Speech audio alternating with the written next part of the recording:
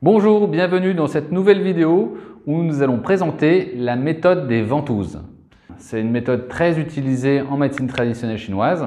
Ça a été utilisé dans plein de médecines également du monde entier, donc ce n'est pas spécialement utilisé qu'en Chine.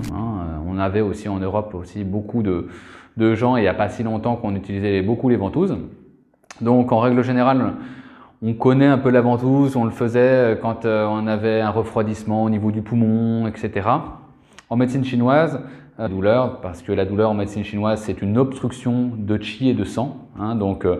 Comme la ventouse enlève la stase, ça enlève la stagnation, l'obstruction, l'accumulation. Donc ça sera bon pour pratiquement toutes les douleurs. Ça permet aussi de chasser les perversités, comme le froid, l'humidité, le vent. Donc ça permet d'éliminer des pervers externes qui peuvent venir rentrer dans les méridiens, les gibiao, c'est-à-dire les muscles, les tendinaux musculaires, ou même les zones cutanées. La ventouse va travailler sur les méridiens, les points d'acupuncture, les trajets énergétiques et également les zones musculaires et cutanées. Pour toutes ces pathologies, là, la ventouse, elle sera efficace. On peut également utiliser la ventouse pour aussi réchauffer, parce que vous allez voir, on utilise la flamme pour la ventouse, donc la méthode éclair de feu, qui permet aussi de chauffer le verre de la ventouse, en l'occurrence, et donc d'avoir aussi un effet de réchauffement qui permet aussi d'éliminer un pervers froid ou de réchauffer le feu physiologique de notre corps. Et puis une autre chose aussi, la ventouse, elle peut avoir plusieurs méthodes d'utilisation par rapport à ce qu'on veut faire. On peut avoir une ventouse simple posée sur un point d'acupuncture pour pouvoir avoir une stimulation du point.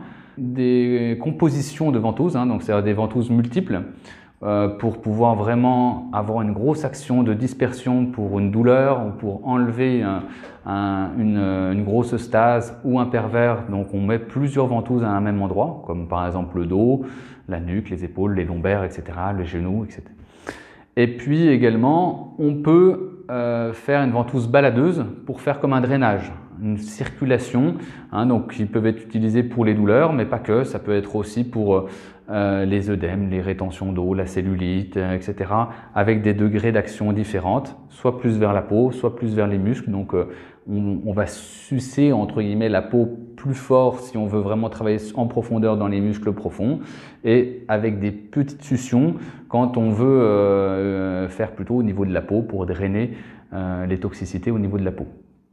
On peut également utiliser des combinaisons, des ventouses avec par exemple les aiguilles d'acupuncture, les ventouses avec la moxibution, les ventouses avec la saignée également, pour pouvoir éliminer la chaleur du sang, la toxicité du sang, pour rafraîchir le sang, etc., etc.